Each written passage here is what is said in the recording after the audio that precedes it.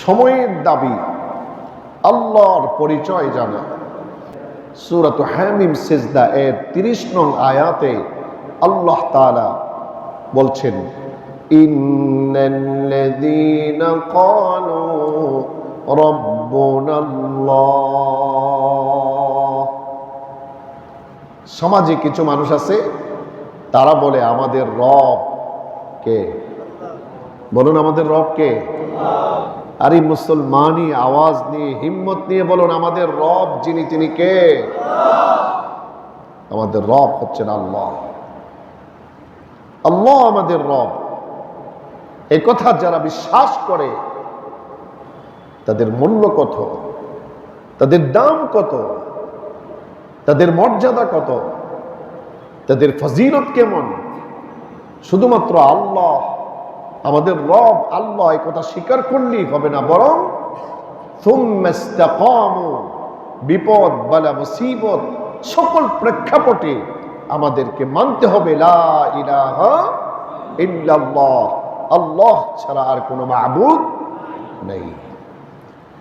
যদি আপনি আমি বিপদ বালা মুসিবতে, হর হালতে, এমনকি তলোয়ারের সামনে জীবন বাজি লাগায়া আপনি আমি যদি মেনে নিতে পারি আমার রব আল্লাহ, আল্লাহ আমার বিপদে আছেন, আল্লাহ আমার শুরুতে আছেন, শেষে আছেন, বর্তমানে আছেন, অতীতে ছিলেন, বর্তমানে আছেন, ভবিষ্যতেও থাকবেন, দুনিয়ায় আছেন, আখিরাতে আছেন, আল্লাহ ছাড়া আমার কোনো মাবুদ, কথা বলুন, আছে? নেই। লা ইলাহা ইল্লাল্লাহ, এই বলুন লা ইলাহা ইল্লাল্লাহ, অন্তর থেকে বলুন, মহব্বতের সাথে লা ইলাহা ইল্লাল্লাহ, আল্লাহ ছাড়া আমাদের আর কোনো মাবুদ আছে? এই কথার দাম কত জানেন? এই কথার উপর যদি দৃঢ় থাকতে পারি, মজবুত থাকতে পারি, অটল থাকতে পারি, আল্লাহ পাক বলেন তাতানাজ্জালু আলাইহিমুল মালাইকা, লা ইলাহা ইল্লাল্লাহ বলনে ওয়ালা আল্লাহ ভক্ত মানুষ তার ব্যক্তিগত জীবনে, তার সামাজিক জীবনে, তার রাষ্ট্রীয় জীবনে, তার পারিবারিক জীবনে আল্লাহ তাআলা তার জন্য ফেরেশতা মোতায়েন করে দেন। কিসের ফেরেশতা? এটা রহমতের ফেরেশতা মোতায়েন করেন। রহমতের ফেরেশতা আল্লাহ ওয়ালা মানুষদেরকে এসে বলেন, আল্লাহ তাখাফু, বিপদে পড়ে গেছো, অসুস্থতায় আক্রান্ত হয়েছো, সমস্যায় পড়ে গেছো, তুমি কোনো ভয় পেও না, আমি আল্লাহর পক্ষ থেকে সংবাদ নিয়ে আসছি, আল্লাহ আমাকে পাঠাইছে তোমার পাশে থাকার জন্যে আর বলে দেওয়ার জন্যে তোমার কোনো ভয় না। ওয়ালা তাহজানু, এমনকি চিন্তারও কোনো কারণ নাই, আল্লাহ আছেন তোমার সাথে, আল্লাহ আল্লাহই বাঁচাবেন, আল্লাহই পালবেন, আল্লাহই খাবেন, আল্লাহই সব কিছু করনে ওয়ালা জাত। মিনিটে মিনিটে, মুহূর্তে মুহূর্তে, নিঃশ্বাসে নিঃশ্বাসে তুমি যাকে তোমার খুব নিকটে পাবে তিনি কে? আল্লাহ। তিনি বলছেন আল্লাহ তাখাফু ওয়ালা তাহজানু, ফেরেশতারা এসে বলে তোমার কোনো ভয় নাই, তোমার কোনো চিন্তা নাই। আরেকটা কথা বলেন, ওয়াবশিরু বিল জান্নাতিল্লাতী কুনতুম তুআদুন, তোমরা ওই জান্নাতের সুসংবাদ নাও যেই জান্নাত তোমাদেরকে দিবেন যদি তোমরা আল্লাহ ওয়ালা হয়ে যাও। এই কথার প্রতিশ্রুতি আল্লাহ নিজে তোমাদের সঙ্গে দিয়েছেন, তোমাদের সঙ্গে আল্লাহ ওয়াদা করেছেন জান্নাতে। জান্নাতের ওয়াদা আল্লাহর, আমাদেরকে জান্নাত দিবেন, আমরাও জান্নাত পাবো, কিন্তু শর্ত আছে। ইন্নাল্লাহা ইশতারা মিনাল মুমিনিনা আনফুসাহুম ওয়া আমওয়ালাহুম বিআন্না লাহুমুল জান্নাহ।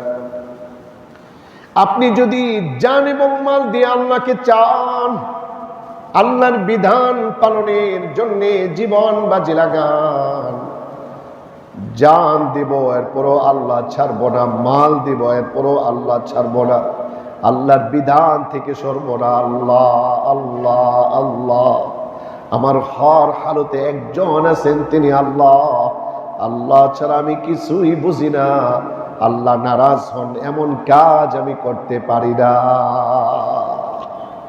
এর জন্য আল্লাহর বিধানের উপর, আল্লাহর আইনের উপর, আল্লাহর একত্ববাদের উপর, তাওহীদের উপর নিজেকে দৃঢ় রাখার জন্য, কালিমার উপর নিজেকে দৃঢ় রাখার জন্য প্রয়োজনে আমি জীবন দিব, প্রয়োজনে আমার বাচ্চাদেরকে এতিম বানাবো, প্রয়োজনে আমার স্ত্রীকে বিধবা বানাবো, প্রয়োজনে জীবনের সমস্ত ধন দৌলত সম্পদ এগুলো ব্যয় করবো, এরপরও আল্লাহকে বাদ দেব না, আল্লাহর বিধান থেকে সরে যাব না।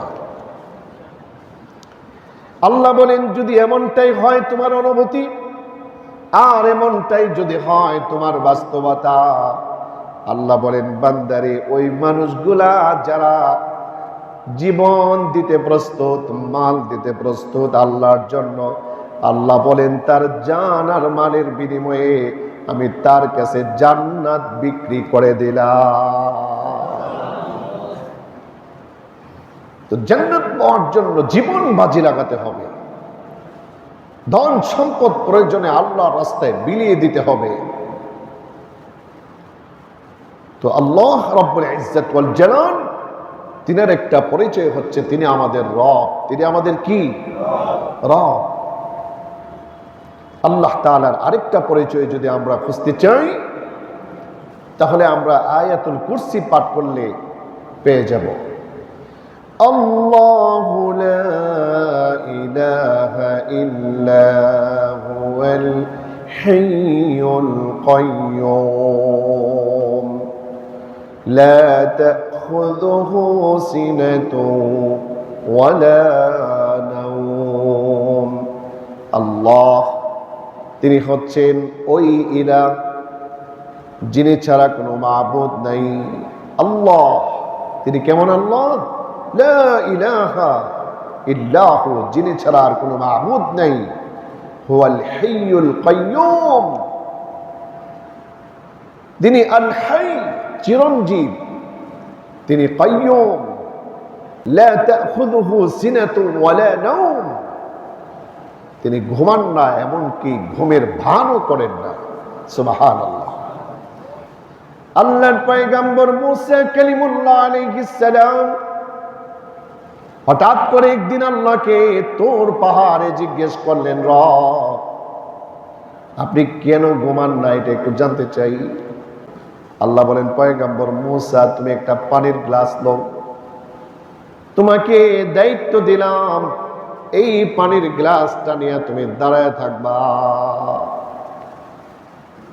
পয়গম্বর মুসা আলাইহিস সালাম পানির গ্লাস নিয়ে দাঁড়ায় আছে। কিছু সময় যাওয়ার পরে তন্দ্রা চলে আসছে, গ্লাস পুরো ভেঙে গেছে। সুবহানাল্লাহ বলবেন না? মুসা আলাইহিস সালাম বলে, আল্লাহ তওবা করি, মাফ চাই, সিলিন্ডার, আমি জবাব পেয়ে গেছি। আল্লাহ বলেন, আমার বান্দা পয়গম্বর মুসা, একটা গ্লাস যদি পাহারা দিয়ে না রাখতে পারো, আমার কলিজার টুকরা, আদরের টুকরা, আশরাফুল মাখলুকাত, এত আদরের টুকরা, কলিজার টুকরা মানুষগুলা, তারা বিপদে পড়বে, তারা মুসিবতে পড়বে, তাদের জন্য অসংখ্য এই সৃষ্টিকুল কায়নাত আমি সাজাইছি। আমি যদি ঘুমাই তাহলে কেমনে হয়? সুবহানাল্লাহ। তার মানে রব তার বান্দার মহব্বতে ঘুমান না, রব তার বান্দার মহব্বতে ঘুমের ভানও করেন না। রব চান তার বান্দা ভালো হয়ে যাক, সঠিক পথ পেয়ে যাক। আল্লাহ পাকের পরিচয় এই সূরার মধ্যে আরো আছে ওয়াসিআ কুরসিয়ুহুস সামাওয়াতি ওয়াল আরদ। আল্লাহ তাআলা এমন একটা চেয়ারের মধ্যে আরোহণ করে আছেন, অবস্থান করে আছেন, যেই চেয়ারটা আকাশ ও জমিনকে বেষ্টন করে রেখেছে।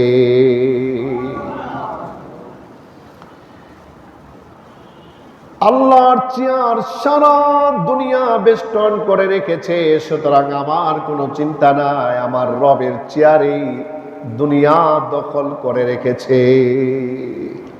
আল্লাহ পাকের একটা ক্ষমতা, আপনি যখন আল্লাহ ওয়ালা হবেন, এই পাওয়ার, এই সাহসিকতা, এই ক্ষমতা, এর একটা প্রভাব আপনার মধ্যেও চলে আসবে।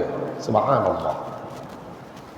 মানে এমন একটা হিম্মত আপনার মধ্যে আসবে, আমার রব তো তিনার আসন, তিনার চেয়ার, তিনার গদি আসমান ও জমিনকে বেষ্টন করে রেখেছেন, আর আমি হচ্ছে সেই রবের গোলাম, সেই আল্লাহর গোলাম, সুতরাং আমার কোনো টেনশন নেই।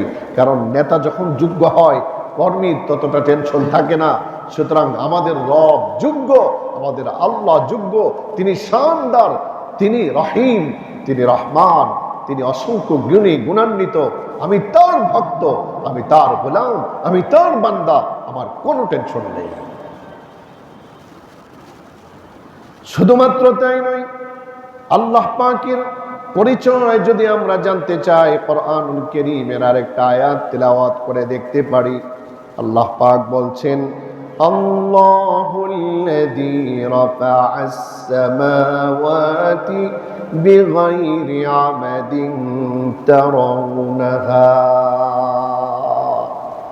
তিনি হচ্ছেন ওই আল্লাহ যিনি আসমানকে বিনা খুঁটিতে ঝুলন্ত রেখে দিলে। সুবহানাল্লাহ। আরে চমৎকার করে বলুন সুবহানাল্লাহ। আল্লাহ ছাড়া আর কেউ কি পারেন? আসমানকে বিনা খুঁটিতে তিনি ঝুলন্ত রেখেছেন। আল্লাহুল্লাযী রাফা'আস সামাওয়াতি বিগাইরি আমাদিন তারাউনাহা। আল্লাহ বলেন, তোমরা কি দেখো না?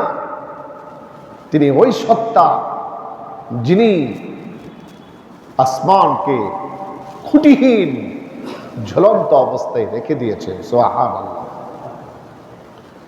বিজ্ঞানীরা আসমানকে ঝুলন্ত রাখবে তো দূরের কথা, সামান্য মেঘমালা,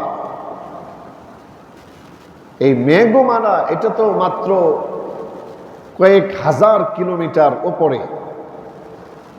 এই যে বরফের চাকা, এটাকে ভেঙ্গেই কিন্তু আল্লাহ তাআলা বৃষ্টি প্রদান করেন।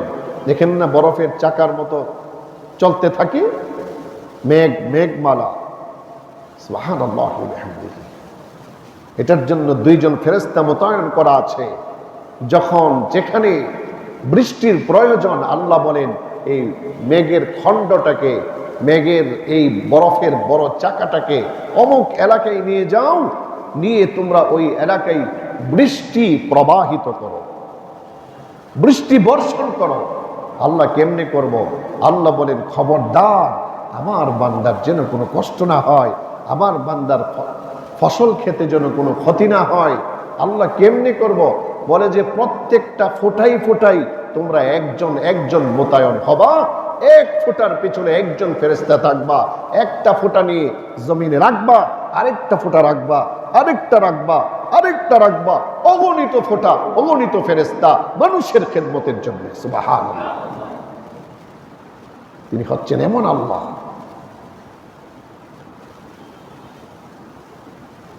আল্লাহ পাকের পরিচয় যদি আমরা একের পর এক জানতে থাকি, তাহলে আজকে সারা রাত শেষ হবে।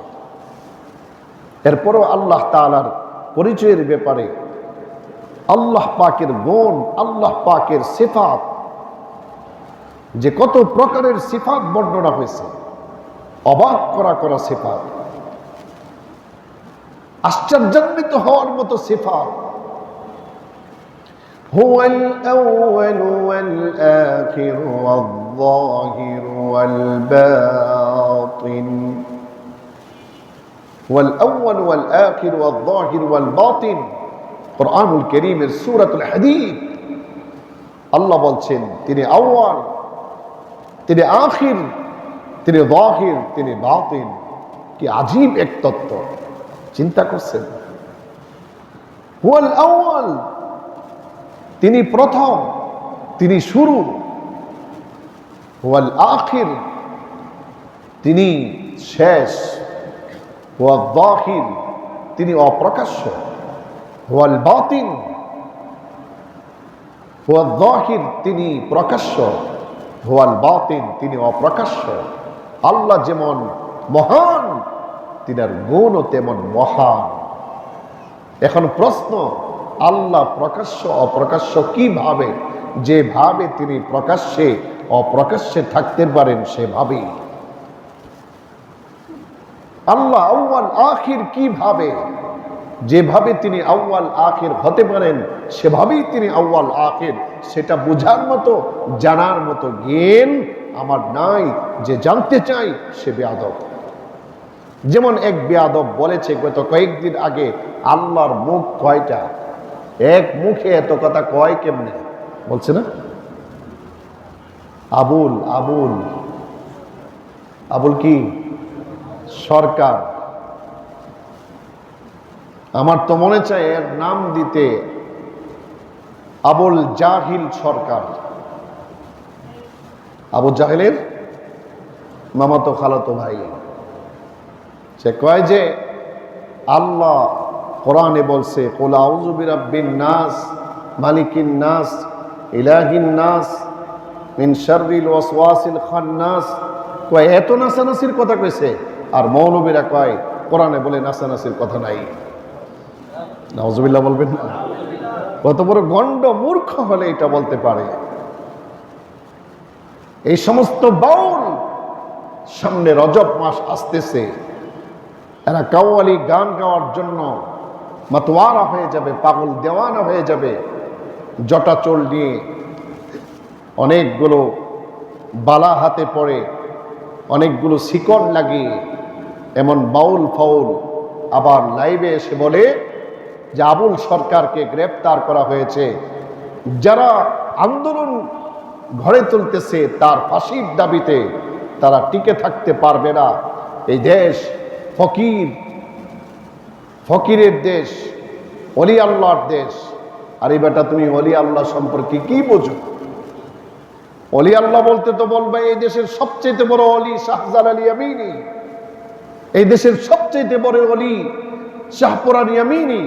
360 আউলিয়ার কেউ যদি এই যুগে থাকতো, তাহলে নাঙ্গা তলোয়ার হাতে নিয়ে তোদের মতো বেয়াদব গুলার মাথাকে আলাদা করে দিত। কথা ঠিক কিনা? তোমরা অলির নামে গাঞ্জা খাও, মাজার জিয়ারতের নামে ভণ্ডামি করো, আর বলো এটা অলি আল্লাহর দেশ, এটা শাহপুরানের দেশ, এটা শাহ মাখতুমের দেশ। কিন্তু তারা তো বাংলাদেশে এসেছিলেন তোদের মতো বদমাশদেরকে খান খান করে দেওয়ার জন্য। তুমি নামাজ পড়ো না। আর শাহজালাল ইয়ামিনী রহমাতুল্লাহি আলাইহি যখন গৌরগোবিন্দ রাজার সঙ্গে যখন তার লড়াই চলতেছিল, যেন তার বাড়িতে কোনো আক্রমণ না করতে পারে মুসলমান, সেই জন্য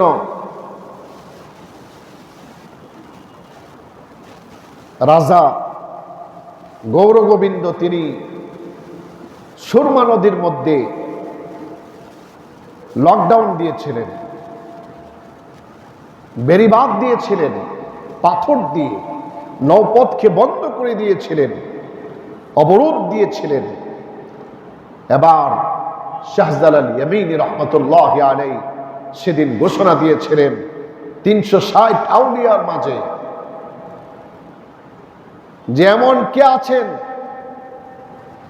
যার ফজরের নামাজ জীবনে কোনো দিন কাজা হয় নাই, একজনও হাত তোলার সাহস পায় নাই। শাহজালাল ইয়ামিনী হাত উঠিয়ে বলেছিলেন, আল্লাহর রহমতে আমার ফজরের নামাজ ফরজ হওয়ার পর থেকে কোনোদিন কাজা নাই। সুবহানাল্লাহ। নামাজের মুসাল্লা বিছিয়ে সুরমা নদী পার হয়ে গেলেন। এটা কোনো মিথ্যা কথা নয়, এটা কোনো বানানো কথা নয়, ইতিহাস সাক্ষী। তিনি তো এমন উনি ছিলেন, নামাজের মুসল্লি আরোহণ করে সুরমা নদী পাড়ি দিয়েও পার চলে গেলেন। যে দেখেন পাথরের স্তূপ, পাথর দিয়ে ব্যারিকেড দেওয়া হয়েছে। এবার তিনি বললেন সিলহট। কি বলছেন? সিলহট। হ্যাঁ, পাথর সমূহ তোমরা সরো, আমি আল্লাহর মেহমান, আল্লাহর পক্ষে ইসলামের শত্রুর বিরুদ্ধে লড়াই করতে এসেছি। তিনার জবানে এই কথা উচ্চারণ হওয়া মাত্রই পাথর দুভাগে বিভক্ত হয়ে গিয়েছিল। ওই সিলহট থেকেই ওই জমিনের নাম হয়ে গেছে সিলেট। আসল নাম কিন্তু সিলহট, যার বাংলা হচ্ছে সিলেট।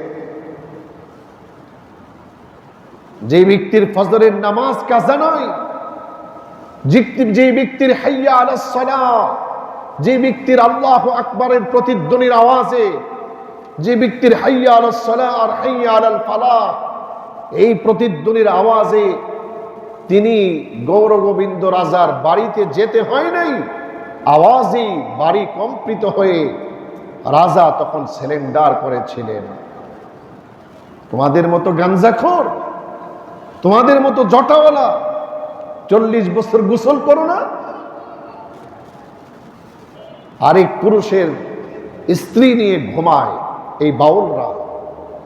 তাদের আকীদায় নাকি এমন আছে, তত্ত্ব নিয়ে জানা গেছে এক বেচারা তার বউকে খেদমতের জন্য বাউলের কাছে দিয়ে আসছে।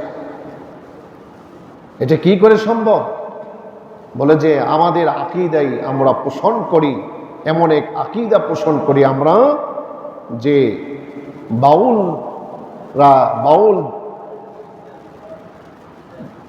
কি বলবো, বাউল ধর্মই বলতে হইব এখন, কারণ এরা এখন আরেক ধর্মের লোক হয়ে গেছে।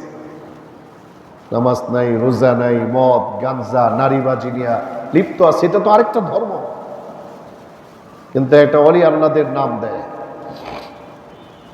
তো বাউল ধর্ম অবলম্বী, বাউল আকীদায় পোষণ যারা বাউল সরকারের পক্ষের লোক, তাদের আকীদা হচ্ছে প্রেম কেন্দ্রিক ভালোবাসা। এটা জায়েজ।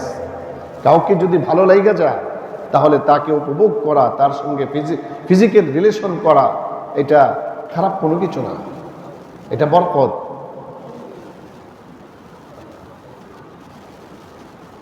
আবার সে এমন নিকৃষ্ট বাক্য আল্লাহর ব্যাপারে ইউজ করেছে, এমন এক কথা যেটা উচ্চারণ করতে আমাদের লজ্জা লাগে। আজীব অবস্থা। কত বড় বেয়াদব! আল্লাহকে নিয়ে কটূক্তি করে, কোরআনকে নিয়ে কটূক্তি করে, রাসূলকে নিয়ে কটূক্তি করে, এরা বেয়াদব। এদেরকে ইসলামী হুকুমত যদি থাকতো তাহলে বাইতুল মুকাররমের সামনে এনে দেশবাসীকে জমাত করে ওদেরকে অবশ্যই ফাঁসির কাস্টে ঝোলাতো। রাষ্ট্রপ্রধানকে বলি, সংসদ সদস্যদেরকে বলি, দেশের অভিভাবকদেরকে বলি, এই সমস্ত বাউল ফাউল আল্লাহর সঙ্গে বেয়াদবি করে, রাসূলের সাথে বেয়াদবি করে, কোরআনের সঙ্গে বেয়াদবি করে, কোরআনের অপব্যাখ্যা করে যারা, তাদের বিচার কার্যকর করে না, যদি এমন হন আপনারা, তাহলে আপনি কিন্তু ধরা খেয়ে যাবেন। কোন মুসলমান আল্লাহর বিরুদ্ধে, নবীর বিরুদ্ধে, নবীর ব্যাপারে কটাক্ষ, আল্লাহর ব্যাপারে কটাক্ষ, কোরআনের অপব্যাখ্যা, বিন্দু মাত্র ঈমানের পাওয়ার যদি তার মধ্যে থাকে, তাহলে সেই ঈমানদারকে এটা মেনে নিতে পারে? কথা বলুন, পারে? পারে না। এই জন্য বাউল ফাউল যারা আছে তাদের বিরুদ্ধে আমাদের লাইক, শেয়ার, কমেন্ট এগুলো করে যেতে হবে। এদের পক্ষ কখনোই নেওয়া যাবে না। এরা ভণ্ড, এরা কাফের, এরা বেঈমান। আল্লাহ পাকের শানের খেলাফ তারা চলে, আল্লাহকে নিয়ে তারা মন্তব্য পেশ করে, খারাপ মন্তব্য, আজীব কথা। তো আল্লাহ তাআলার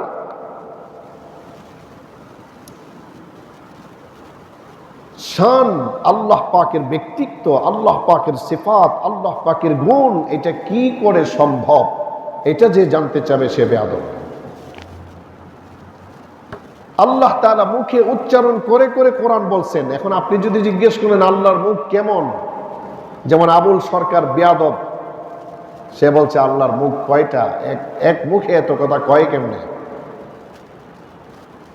এত সাংঘর্ষিক কথা। এরা বলে, এইভাবে অপব্যাখ্যা করে। কিন্তু আমাদের আকীদা পোষণ করতে হবে যে আল্লাহ তিনি যেমন তিনি তেমন, এটা জানা আমার ব্যাপার না। আমার ব্যাপার হচ্ছে আল্লাহকে খুশি করা, আল্লাহ পাকের বিধান মেনে চলা। তিনি কিভাবে শুরু, কিভাবে শেষ, তিনি কিভাবে রহিম, কিভাবে রহমান, তিনি কিভাবে আউয়াল, তিনি কিভাবে জাহির, কিভাবে বাতিন, তিনি কিভাবে কাহ্হার, কিভাবে রহমান, কিভাবে কাদির, অসংখ্য সিফাত আল্লাহ পাকের আছে। আমাকে সেই প্রশ্ন করা যাবে না তিনি কিভাবে রহমান, কিভাবে রহিম, সেটা বোঝার মতো যোগ্যতা আমাকে আল্লাহ দেন নাই। সুতরাং ওই পর্যন্ত পৌঁছে যাওয়া হচ্ছে নাস্তিকতা। এজন্য আমাদেরকে এগুলো করা যাবে না।